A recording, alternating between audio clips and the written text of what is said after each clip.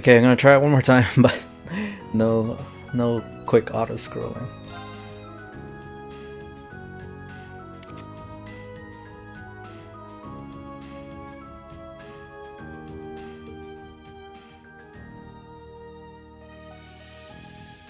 Here's 1204. The Septian calendar. All across Erebonia, spring was in bloom.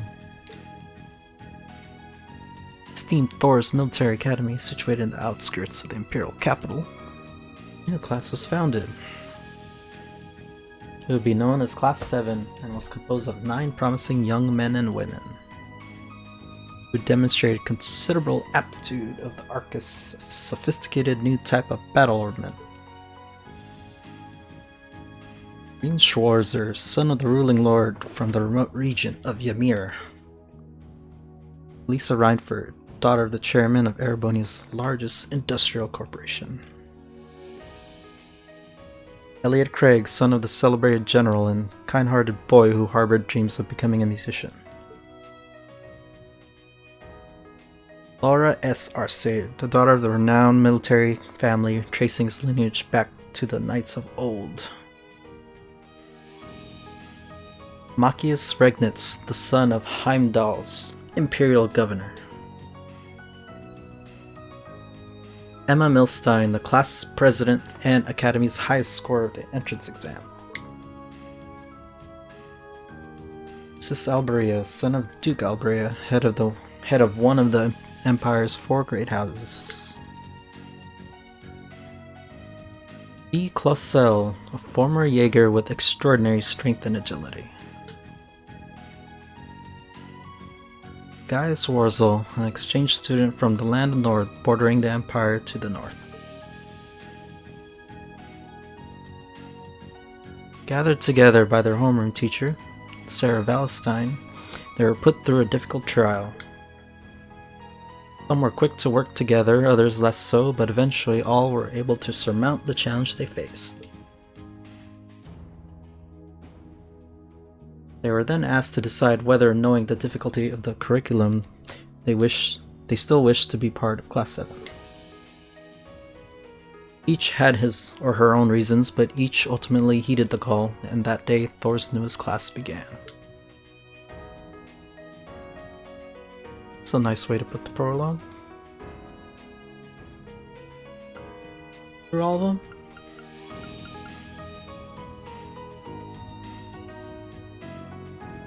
Thinking if I should. It'll probably take me a while. How long has it been already? A little over 15.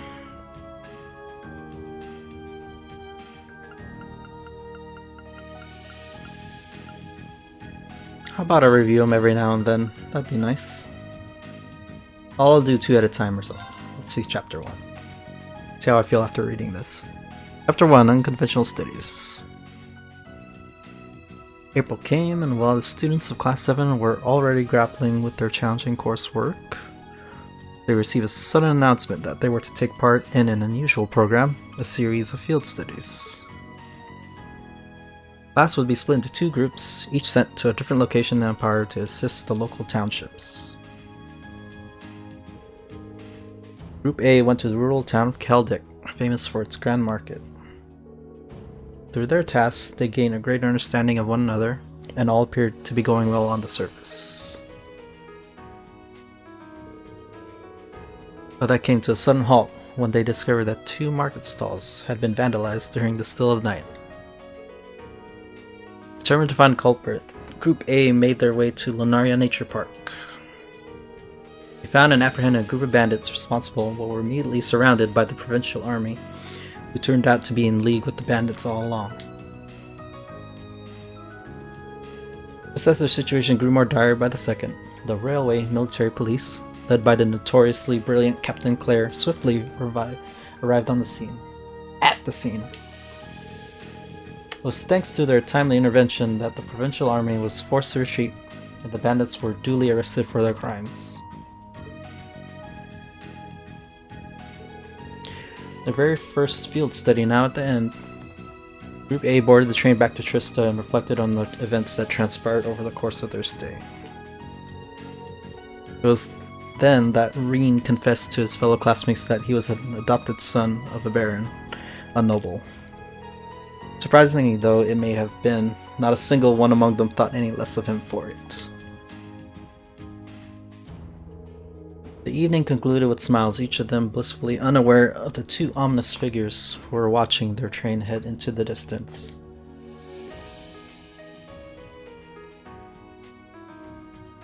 That's not bad. These are really nice summaries of the chapters from the previous games. And that one went pretty quick, so I think these will be quick reads, so I'll go through all of them. Chapter 2, The Verdant City. May came, filling the town Trista with greenery. Ugh, I kind of read that sentence wrong. Made me feel weird. Meanwhile, Class 7's schedule was growing busier by the day. Reen found himself at odds with Machias for keeping his noble status a secret. Just weird. Machias really had something against the nobles when I was playing through that section. But he also learned more about his fellow classmates, including the fact that Emma was caring for a black cat named Celine.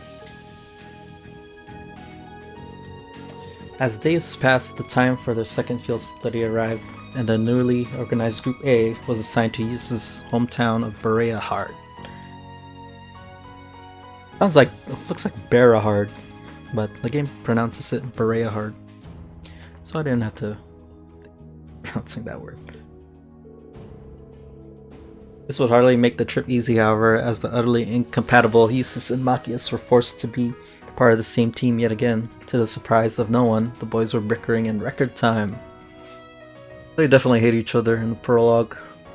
Eustace is like a high noble, and Machias is a commoner that hated nobles for what they were. Heavily stereotyped them. So, all they did was fight when they were together.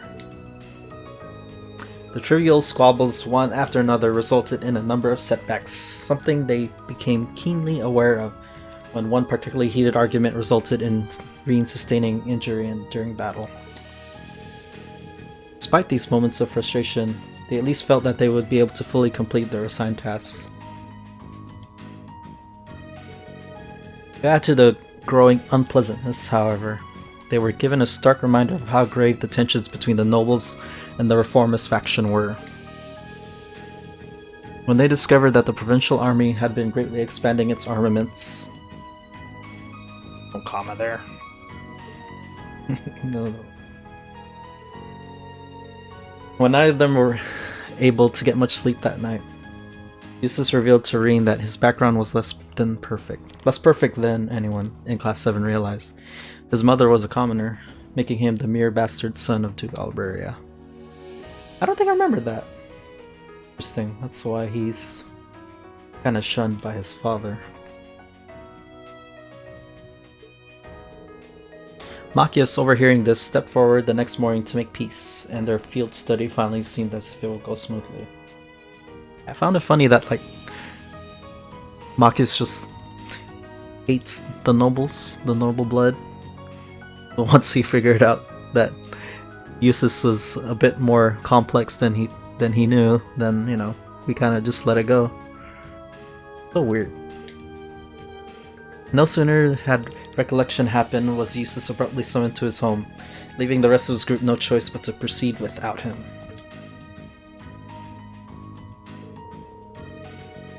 They completed their morning tasks outside the city with little trouble, but immediately upon returning to Berehard, Machias was arrested without probable cause by the provincial army. He just took him! Reen, Emma, and Fia agreed that rescuing him was to be their top priority. As the three were discussing just how to go about that, they learned from a bracer passing through Toval of a waterway that led precisely to where Machias was being held. Conveniently, the complex waterway led to quite a few places, including the Alberia mansion. They were soon reunited with Eustace this way, who had learned what happened and escaped from his home to set things right. They approached a massive, heavy door. Fee, who revealed she was once a Jaeger, made the impassable easily passable. I don't know how that was a weird choice of words there. And they were able to successfully free Machias from his cell. Impassable, easily passable.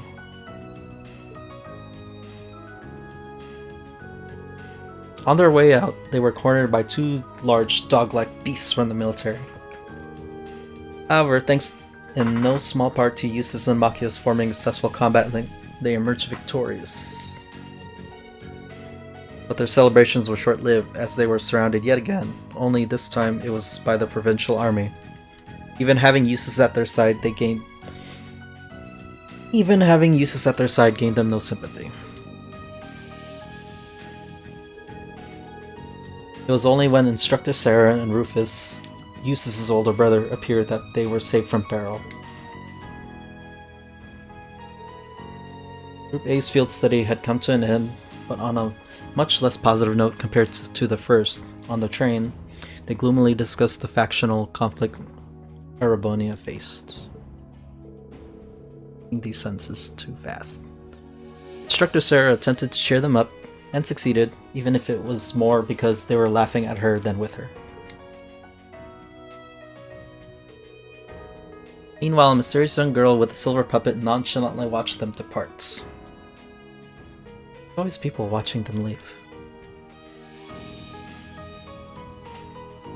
Chapter 3, let's read it.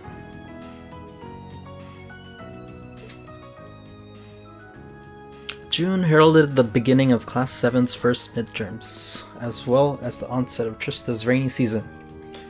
Playing through some of the game, you kind of forget that they're in school. Although the beginning of each chapter you go through this school life, but when you start going around and fighting all these battles, you forget that they're just kids at school.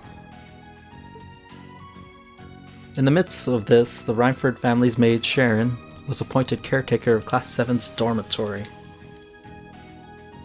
And with her came the revelation that Elisa was the daughter of Rhineford Company's chairman. It's another member of the class that they didn't realize was such a high status. Hopefully they review why she kept this summary. All performing to the best of their abilities, Class 7 scored better in the midterms than any other class. This news didn't go well with the nobles of Class 1, of course, and the besmirched upper-class students challenged Class 7 to a duel. Class 7 was victorious here as well, leading to a tirade of insults from Patrick Higharms that were only stopped by Gaius's interference. The time had come for Class 7 to prepare for the next field study, and Group A's latest destination was the North Highlands, Gaius's homeland. The journey was exceptionally longer than anywhere they have been previously, and while briefly stopped at Ruhr's station, they encountered Elisa's mother, Chairman Irina. Irina? I think they said Irina. After a grueling 8-hour journey, they finally reached North Highlands to the northeast. It's plain to see how Gaius had grown up with endless patience and kindness upon meeting his family, who gave Group A a warm welcome. After a night of sleep, they took off on horseback to begin working. The Highlands were as vast as they were beautiful, and their time spent there was both challenging and rewarding in equal measure. During their stay, they also happened to meet the former chairman of Rhineford Group, Gwyn Rhineford, Elisa's grandfather. At night, while gazing at the stars together, Elisa privately told Reen about the discord between her and her mother, as well as about when she lost her father. Gloomy as her expression was in the beginning, she felt a weight being lifted off her shoulders the longer they talked, and it was soon replaced by her usual sweet smile. Unfortunately, the night ended with her cheeks turning as red as their uniforms when she realized their classmates had overheard part of her and Reen's conversation.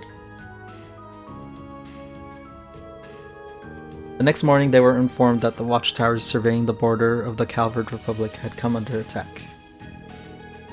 The previously peaceful highlands suddenly became tense, and with airships from both sides ominously circling the skies. and knowing that war could break out over a misunderstanding at any moment, Group A motioned to conduct their own inquiry into the true culprits responsible. They found out just who those culprits were from an unlikely source. Milliam, the strange girl accompanied by the silver puppet. It was her help that made their capture swift and decisive. Although the man pulling the strings, known as G, or Gideon, managed to make his escape. Thanks to both Group A and the efforts of the intelligence division's Captain Lecter, war was successfully averted. I forgot what Lecter did during this chapter. Captain Lecter quickly arrived to take control of the situation and just as quickly left, taking Milliam with him. It was then discovered that she was also part of the intelligence division. Later that evening, Sarah and Sharon both witnessed Chi and a masked man departing on a jet black airship. It was those two guys from the end of the first chapter summary.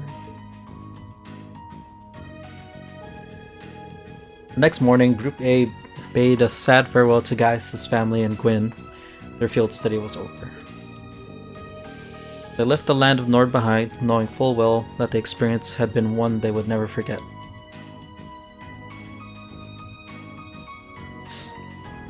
Chapter 3 was the first, I think, the first intimate interaction that Reen and Lisa had. The game lets you build bonds with your classmates, and Reen does have could potentially have intimate relations with his female classmates, but the story likes to, or like the canon story likes to show that like Elisa and Reen have a stronger bond than the other girls do, even if you don't bond with her during the game. I find that it's good for the story purposes. Like if their relationship is probably the most canon amongst the rest of the girls. But you can choose your the girl that you like the most, I guess, for Rain. Let's go to chapter 4. I'm reading a lot today. And I never more than I normally would ever. Chapter 4, Midsummer's Revels of the two. July had come, and preparations were underway for Heimdall's month-late celebration of the Summer Festival. At the academy, the addition of swimming lessons to the schedule put a spring into the step of Reen and his friends. However, Laura and Fee's already strained relationship was reaching a breaking point due to the gulf between their beliefs. A surprise visit from Elise, Reen's younger sister, led to an argument between the adoptive siblings. And when Reen saw her in danger soon after, he lost control of a strange power that dwelt within him. Fortunately, Crow stepped in to help, and ultimately, no one was harmed in the incident.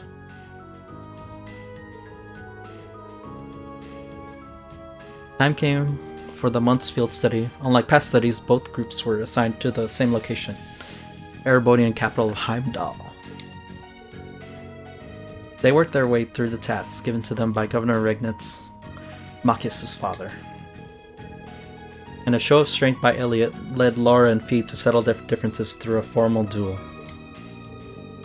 After the battle, Fee revealed that the Jaeger Corps she belonged to was among the strongest, and was called Zephyr. After opening up to one another, their uncomfortable feud seemed to be put to rest once and for all, much to Machias' and Reen's joy. Next day, a visit of Machias' house led him to reveal some of his own past. Machias concluded his story by telling his classmates that his hate for the nobility was slowly subsiding, something everyone was warmly welcomed. Now back to work. Class 7 received a series of frustrating and obtuse riddles from the famed Phantom Thief B, challenging them to find something he had delightfully stolen, the Crimson Tiara. Undaunted, they rose to the challenge. Once they had recovered the tiara, they received a call from Instructor Sarah. She asked them to gather at St. Australia? Not Australia. Australia. I forgot how they pronounce this name. It's a girls' school. The school that young Elise attended. Australia. I'll say Australia. They even met with Elise before the gates of St. Australia, and she elegantly led them to a stunning indoor rose garden. More stunning than the rose garden, however, was the sight of the Princess of Erebonia, Alphen Race Arnor.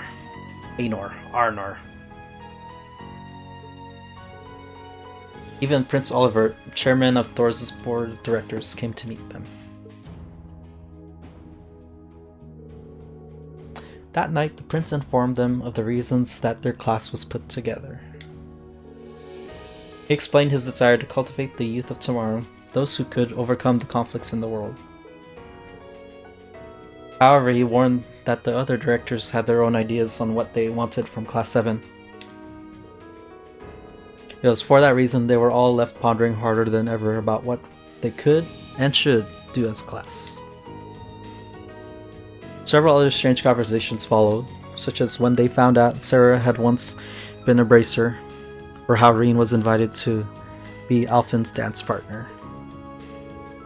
And finally, they were asked for help with an important mission by Captain Claire. Specifically, they were asked to help with security for the festival, which was believed to be the target of terrorists. The next morning, they began their patrols of the festival as requested. The parade came to an end without incident, but just as they thought they were in the clear, chaos erupted in Drykel's Plaza. Reen and friends quickly realized this was a diversion, and, leaving Toa in charge, they hurried to Princess Alphen's side. Upon arriving, they found the garden party where she was in attendance under attack by the terrorists. The attack was led once again by G, and Princess Alphen and Elise were both taken hostage. Reen's party pursued them beneath the city. G summoned a mighty bone dragon, and, while quite the challenge, they were able to defeat it. Though the dragon had fallen, 3 more members of the terrorist group made their appearance. B, S, and their leader, C. Those are like the best code names ever. Just one letter code names. C challenged Reen, Laura, and Fee to a duel, and his victory proved both swift and effortless. It's good. It wasn't long before the railway military police found their way into the catacombs as well, and the terrorists fled the scene, triggering an explosive in the process. As they made their escape, and they finally announced their organization's name, the Imperial Liberation Front.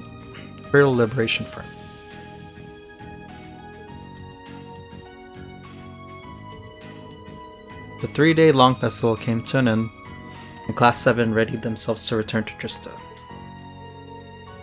They were seen off by Princess Alphen, Elise, Governor Regnitz, and Crown Prince Cedric. But before they could leave, an unexpected man arrived to also bid them farewell. It was the Blood and Iron Chancellor, Giliath Osborne, the man behind driving the Bracer Guild for most of Erebonia. Disregarding that Sarah was clearly not happy to see him, he gave his own encouragement to Class 7, telling them, "Nurture the bonds you share and train up bodies and wills of steel." As he spoke, Reen felt an aching in the left side of his chest, causing Elise to look on with concern. Just look at the Chancellor's face, you can tell that he is up to no good.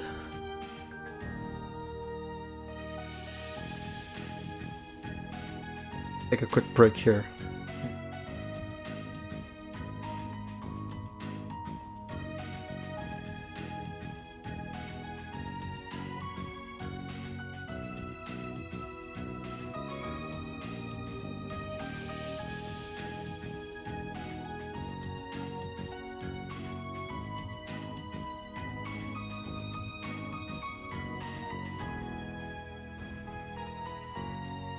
Alright, let's move to Chapter 5. Chapter 5, Signs and Omens.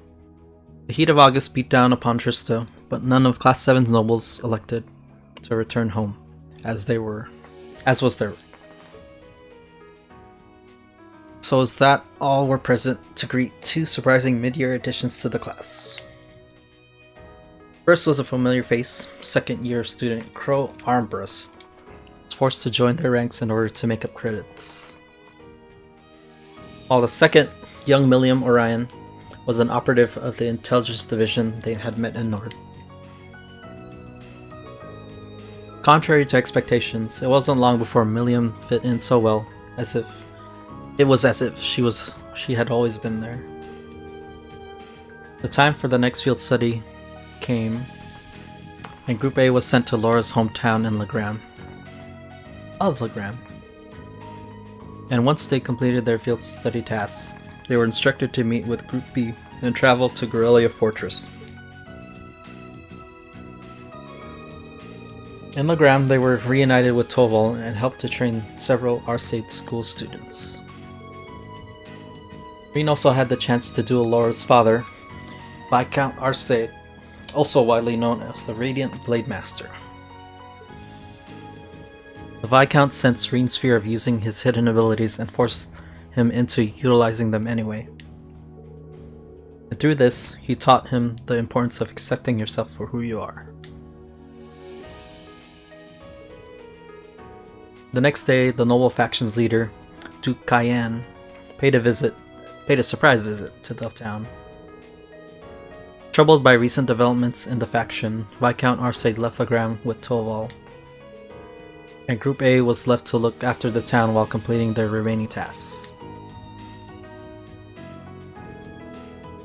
That night, they had to travel to a nearby castle to rescue two young children who had wandered inside the perilous corridors. Thanks to Emma's knowledge of the occult and the timely aid of a mysterious knight, they managed to do so. Next morning, they departed Legram as per their schedule and made their way to Keldic Station to meet with Group B.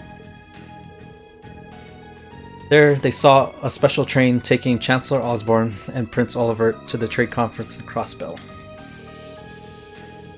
To Reen's surprise, he saw it pass in slow motion, as he could clearly see Osborne, Oliver, and Toa on board.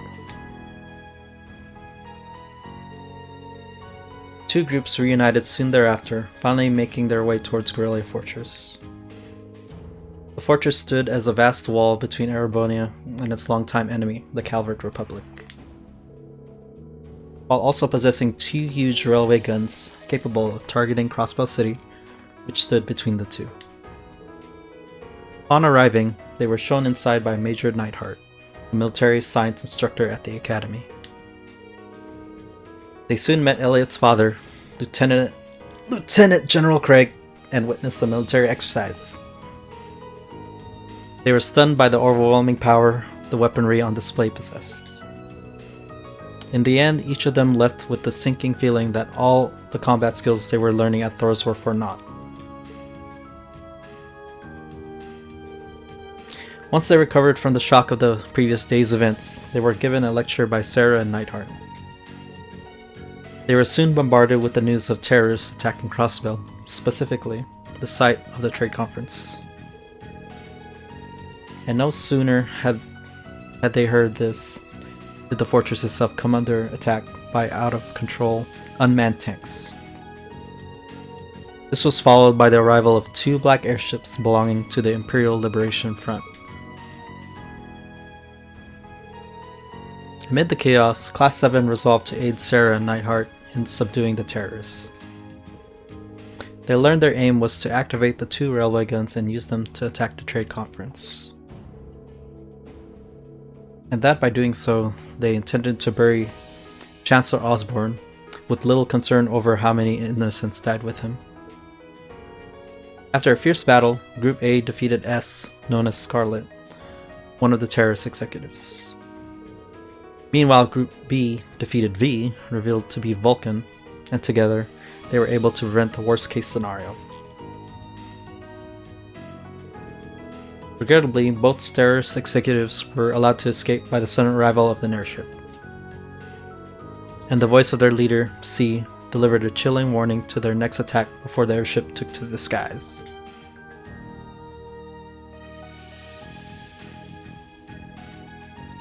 It's good summaries. Chapter 6: Progressive Chaos.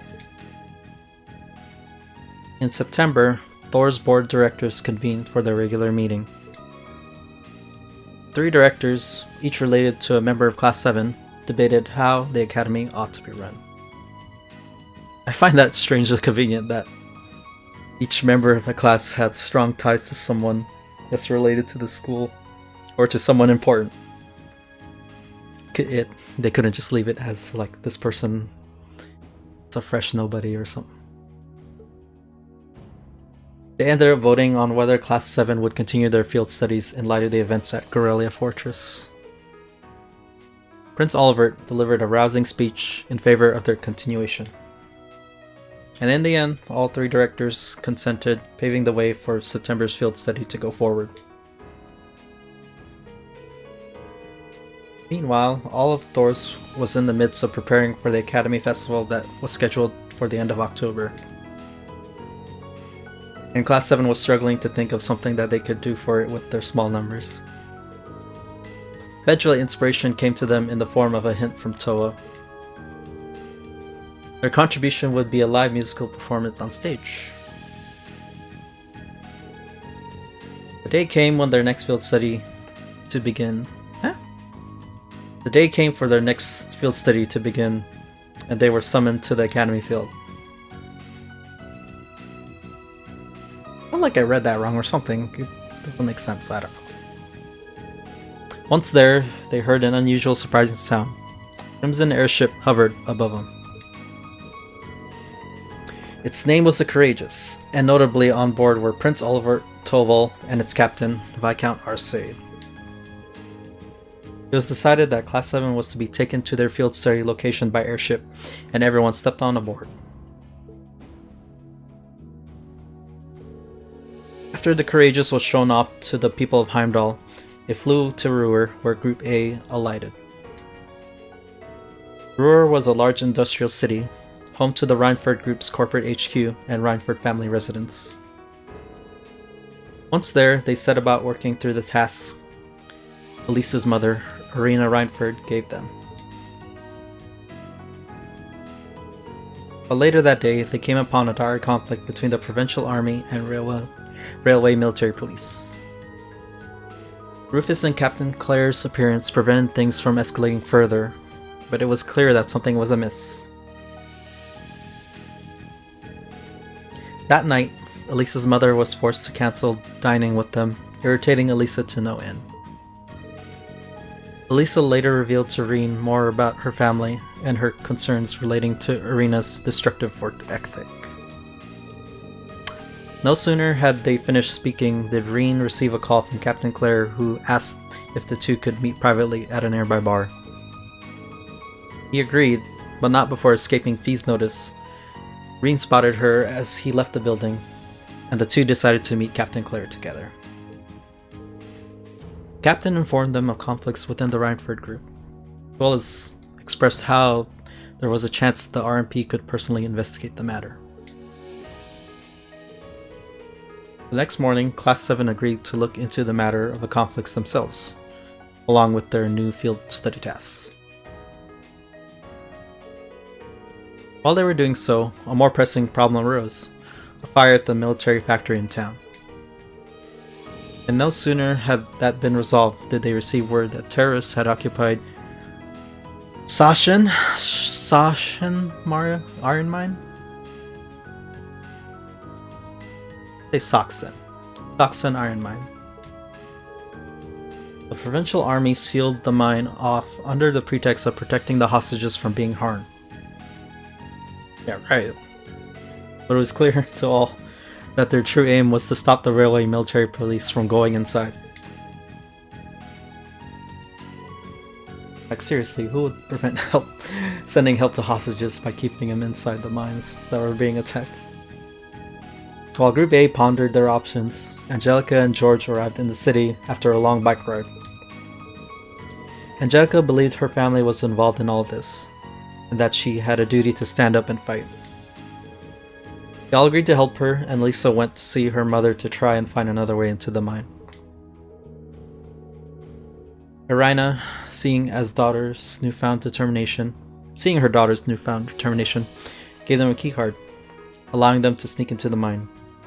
I don't know if Serena or Irina. I feel like I've heard both, but I think I'll say Irina from here on. They traveled through an underground passage connecting Ruhr and the mine and began searching for the miners. Partway through the mine, they found most of the hostages, and Crow volunteered to take them back to the surface with them. Thanks to George's guidance, they eventually reached the central control room, where they found Vulcan. He revealed that he had once been a Jaeger, one that Fee herself knew of. They defeated him, but then the terrorist leader C appeared. Unlike their first bout in Heimdall, however, Group A was finally able to best C in battle. However, C managed to escape, and in their place rose the familiar sight of terrorists' black airship. At that moment, the RMP and Provincial Army made their way in, but they immediately began bickering amongst themselves. C's derisive words filled the area as the airship rose upwards, and were all of a sudden replaced by the sound of a gunshot. Its engine hit, the airship exploded into a violent mess mid-air before their eyes.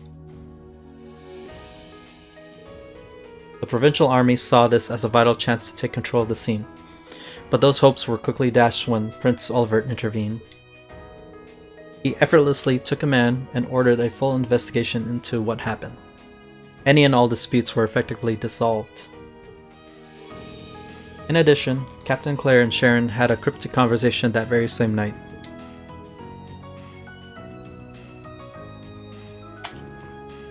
There was a lot going on in this chapter, I remembered.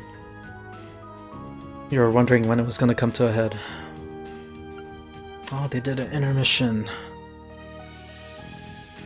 So I remember this. So in the first game, there's this brief cutscene that they did in between chapters 6 and 7. Or 6 and the final chapter. The class went somewhere and kind of like did something off the screen. They like give a short summary of what they did, but they said that they would explain it in another time, and I don't know if they ever explained it, but let's see if they do it here. I wonder if it was something like they cut off from the game that they didn't have time to finish. Yeah, here we go. The following is a summary of events from the Trails of Cold Steel drama CD, Returning Home. Okay, yeah, this was the one. Intermission, Returning Home.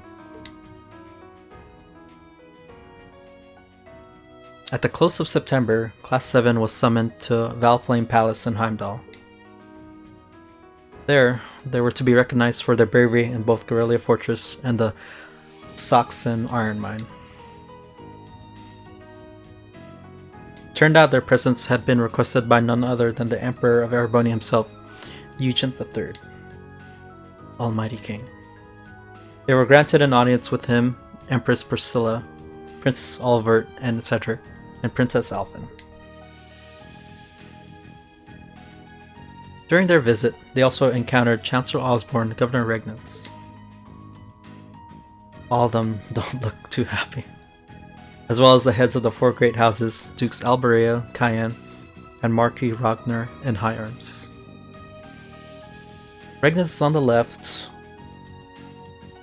Chancellor's on the right, Duke Alberea is to the left of the Chancellor, Duke Cayenne's to his left.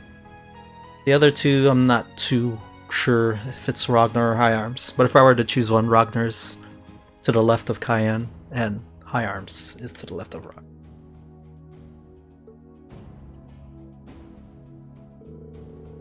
Emperor Eugen invited Class 7 to take a short vacation in a hot springs town that had ties to the Imperial family. That town was none other than Ymir, where Reen grew up.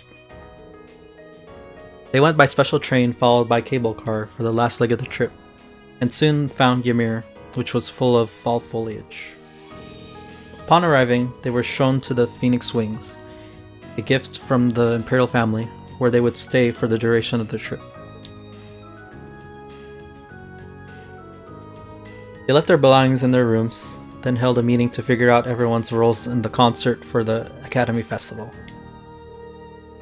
And while some members of the group had objections, everyone eventually agreed to Reen, Elliot, and Crow's various proposals. Afterwards, Reen was reunited with his father, Baron Theo Schwarzer, and his mother, Lucia Schwarzer. They were not related to him by blood, but they welcomed him as warmly as any biological parents would. Reen's father gave him a letter from Master Kafai, who seemed aware that Reen was still hesitating. All his classmates could do was watch over him as he continued to do so. That night, after his classmates had gone to bed, Reen received a surprising request from Angelica. She told him that her father had forced her to withdraw from the academy, and as a parting gift, she had asked him to accept her orbital bike. Unsure what to do, he was unable to answer immediately, and decided to think about it in an open-air bath.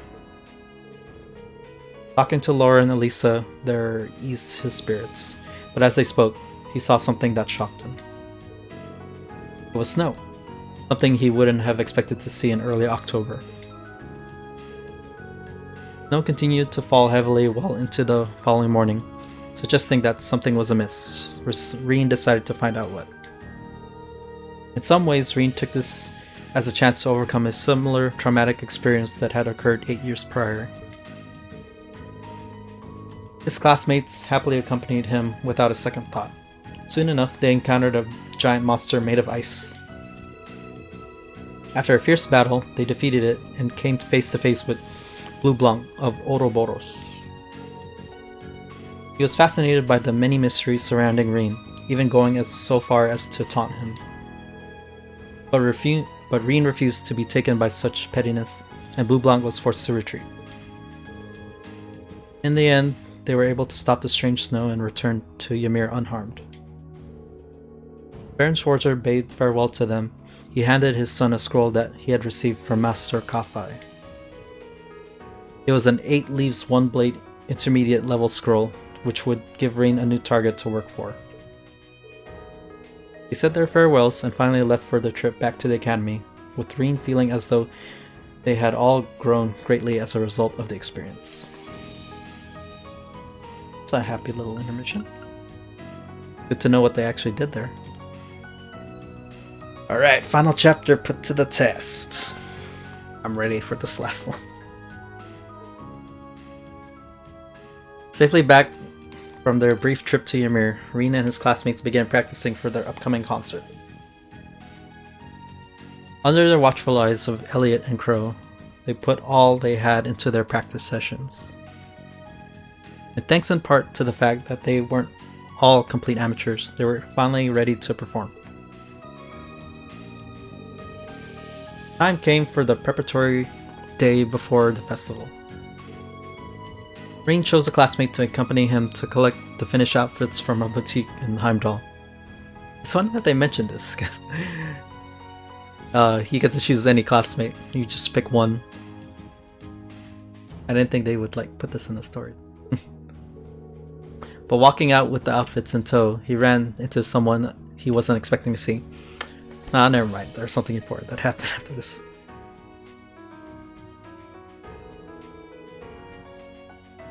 It was the famous opera singer Vida Clotilde, also known as the Azure Diva. You see her in the earlier parts of the story, but I guess in the summary, wasn't important enough. Doreen was more familiar with her as Misty, the host of a radio program broadcast in Trista.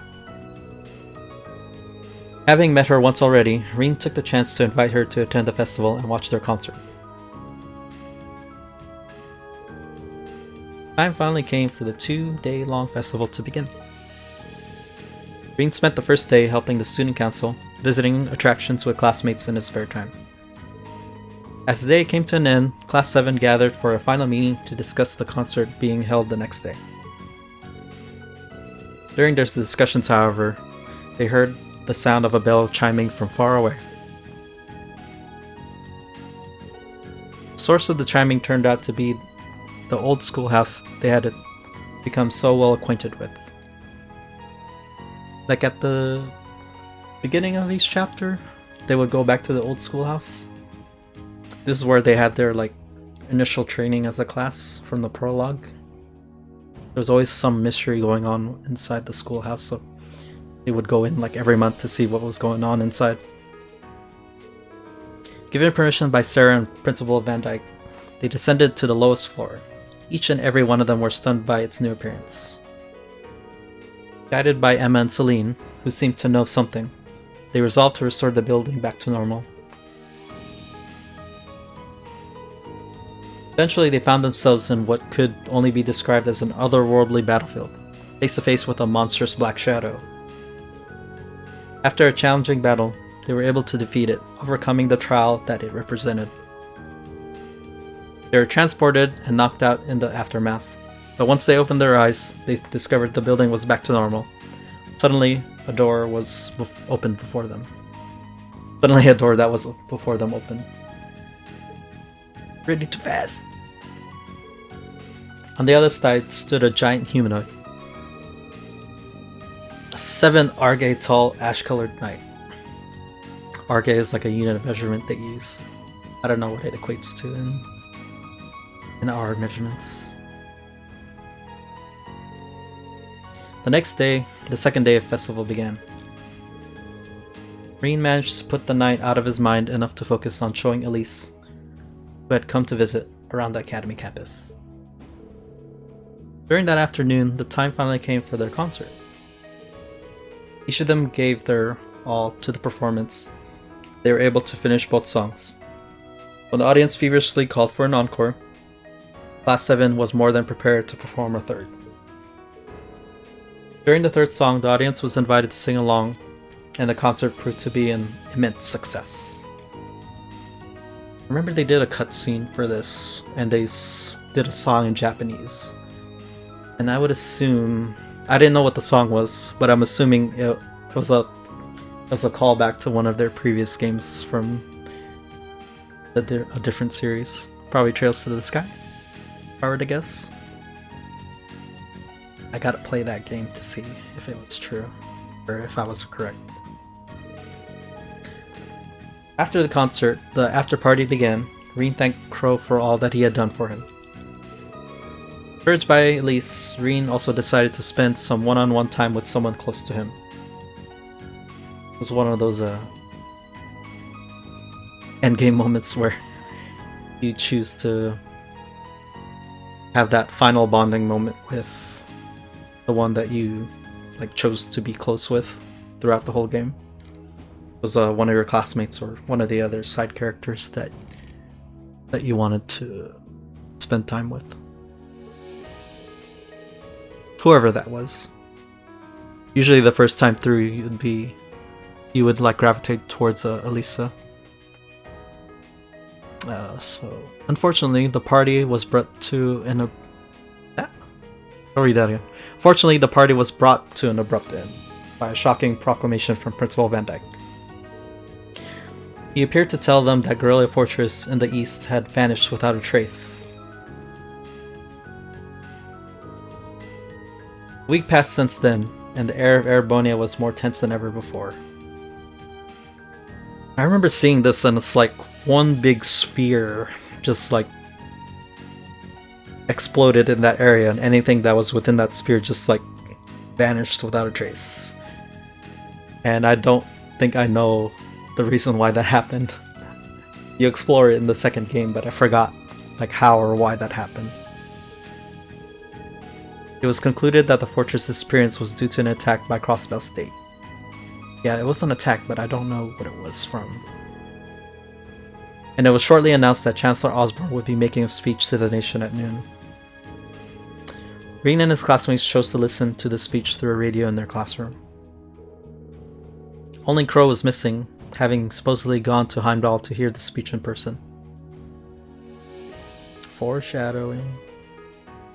Time for the speech finally came. Osborne's words were forceful and provocative, making it clear that it would end in a declaration of war. Not just against Crossbell, but against the Calvert Republic as well, who was believed to be backing the state. However, just as he was about to make that decisive declaration, the sound of a gunshot resounded throughout the skies of the capital. The left side of Osborne's chest was pierced, and he collapsed to the ground in a pool of his own blood. Spectators let out terrified screams as they watched in horror. The sniper who shot him was none other than C, the Liberation Front leader who was believed to have met his end in Ruhr.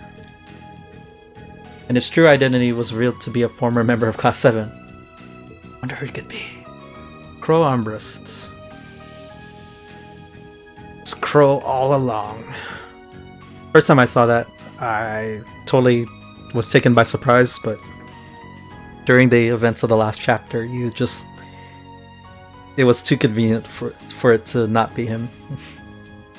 Meanwhile, the students of Thors were able to witness the whole string of events through the radio broadcast. At first, they were merely listening to what was happening, but then Misty spoke directly to them. After she spoke, the classroom was filled with the echo of an eerie chant, and a window into what was happening appeared before them. Emma shared details about Vida, the Witch of the Abyss, whom she described as something of a sister to her. However, they were all too shocked by what was happening to pay any real attention to her words. I think there's, what was it? Emma's like from the same, or at least they like practice the same, like witch, they're both from like the witch tribes. But Vida, or Misty, was able to like totally unmask her presence from Emma, and Emma had like no idea that she was even there. Even if they were like to see each other face to face, like she would have no idea of who she was, which was very clever, I'd say. Clever by Vida.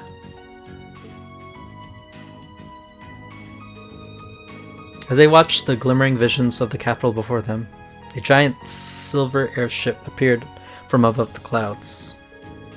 From it began to fall countless humanoids, all of which immediately set about taking over the city.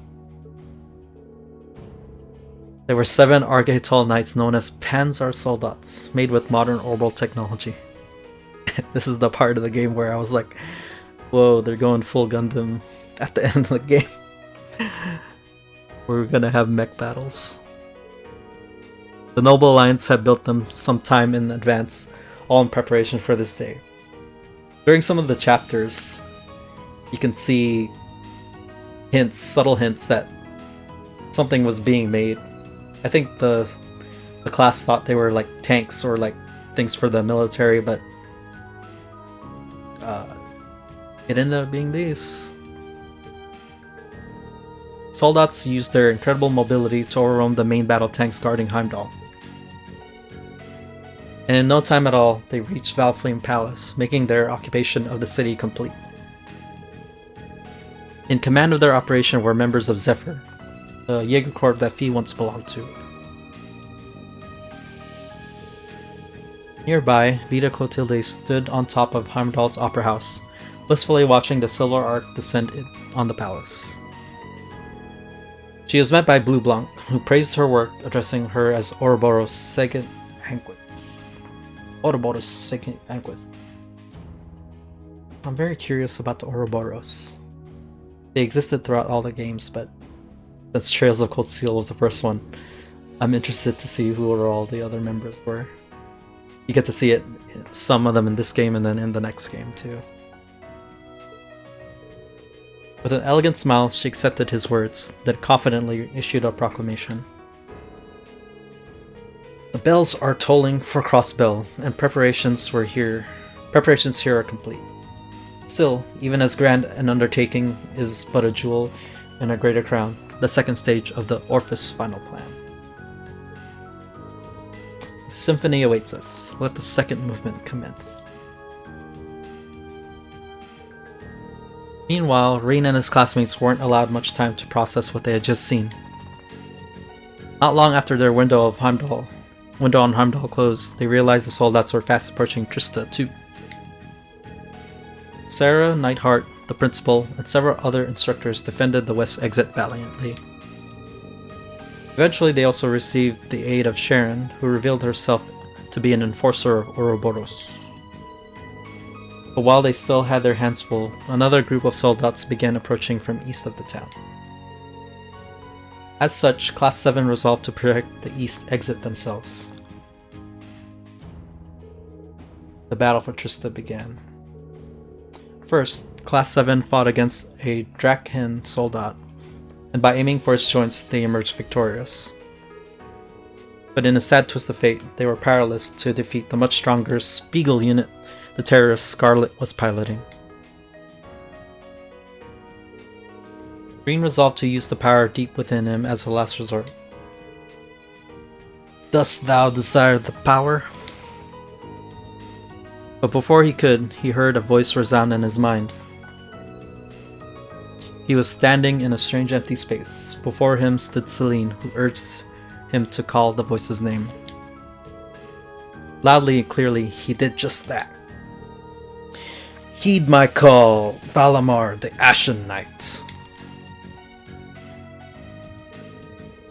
With a bang, the humanoid that they had found in the old schoolhouse came flying through the air towards them. It landed, and Reen entered its core along with Celine.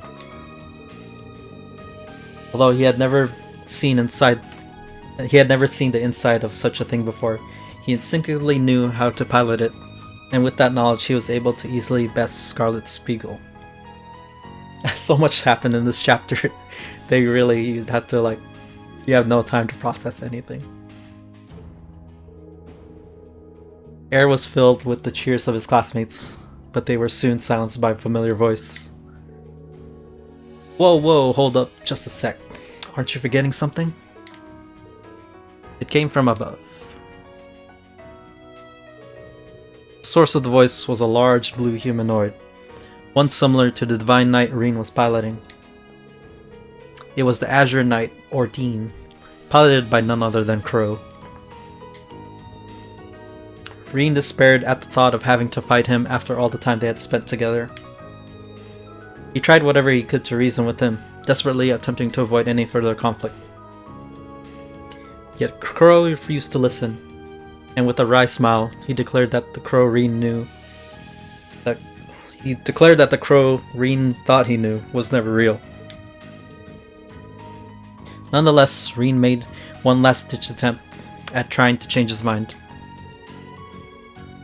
So that's the plan if you win, huh? But what about if I win? Reen trusted that Crow would come back to him and the rest of Class 7 if he proved victorious, and the battle between the two Divine Knights began. The power of Crow's Azure Knight was immense. But Reen fought back as hard as he could, and he found himself able to fight on equal terms. Finally, Reen saw the divisive opening he'd been searching for. Enlightened Domination. The Azure Knight fell to his knees from the impact of Valamar and Reen's attack. His classmates cried out with relief, but the relief was not to last. The next moment, the Azure Knight transformed. Surging with mana, it drew closer to the Ashen Knight. Reen was stunned. All it took was a single hit from Ordine to send him flying backwards, defeated. His consciousness began to fade, and all he could do was wince in fear as the Azure Knight approached. No, you don't! Without hesitation, his classmates stood between him and Ordine in a protective stance. They didn't have a chance of defeating it, but they were determined not to let it draw any closer to Reen. Together, they resolved to buy him the time to escape, believing that he could one day bring the war to an end. Reen tried to protest, but Celine ordered Valamar to retreat from the area. Reen cried out in objection, his consciousness growing ever fainter. From outside, one of his close friends bade him a private farewell. It was clear from their voice how much they cared for him, how prepared they were to face anything, even death. Fighting back tears, Reen cried out to them as the Ashen Knight took to the sky. All he could do was watch from above as the hopeless battle began. No, they need me. Let me stay! His cries resounded endlessly throughout the crimson sky. And that's how they ended the first game. They ended it on such a epic cliffhanger. And you didn't know where Reen was gonna go, or how that battle was gonna end. Until the second game comes along. I liked how it ended, and everything that developed. The first game definitely set up a good story for what was to come.